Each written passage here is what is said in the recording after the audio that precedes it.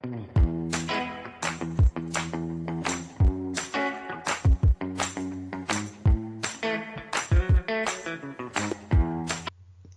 à tous, bienvenue dans cette vidéo. Aujourd'hui, je vais vous montrer comment utiliser la fonction somme si ensemble dans Excel, l'une des fonctions incontournables d'Excel. On verra aussi comment utiliser les comparateurs dans vos critères. Restez bien jusqu'à la fin et je vous donne un exemple clair et complet. Pour commencer, regardons la syntaxe.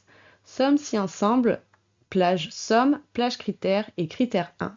Vous pouvez remarquer qu'on est à l'inverse de la fonction somme-si, qui, elle, commence par la plage de critère, puis ensuite la plage de somme. Ici, on va vous demander d'abord de mettre votre plage de somme et ensuite d'insérer vos critères.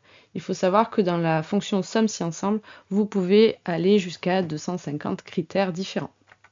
Donc, mettons en place ici le total des ventes de mai par collaborateur. Donc nous allons taper notre fonction somme si ensemble ici. Donc plage de somme, nous allons aller chercher la plage qui va correspondre aux différentes sommes que nous allons pouvoir faire. Ensuite, on vous indique plage de critère 1. Ici, nos critères seront les collaborateurs. Et du coup, notre critère, vous l'avez juste ici. Je ferme. Et ici, j'ai bien le total des ventes de mai pour Lucas. Pour pouvoir bien sûr glisser cette formule, je vais devoir bloquer les différentes plages que j'ai sélectionnées. Donc la plage qui correspond aux additions à faire et la plage de critères. Seul mon critère va bouger. Et je peux ainsi glisser. Elle est très facile et maintenant vous allez voir qu'on va pouvoir l'utiliser pour beaucoup plus de critères avec aussi des éléments comparateurs. Donc ici, on cherche à faire le total des ventes de mai supérieur à 500 € par collaborateur. Donc je mets en place ma fonction somme si ensemble. Donc je vais aller chercher déjà les sommes. Donc là on est toujours sur les montants.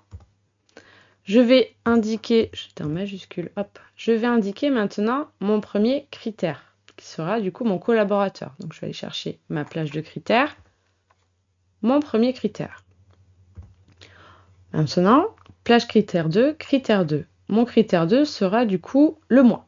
Je vais donc aller chercher la plage qui correspond au mois et indiquer mon critère. Donc ici, on a dit qu'on voulait mai.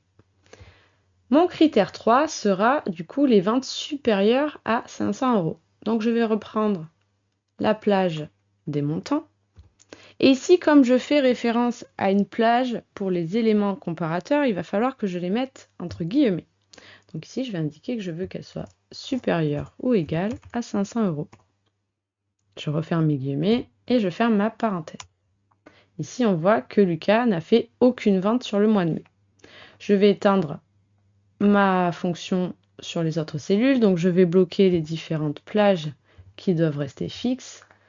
Seuls mes critères vont bouger. Hop et hop.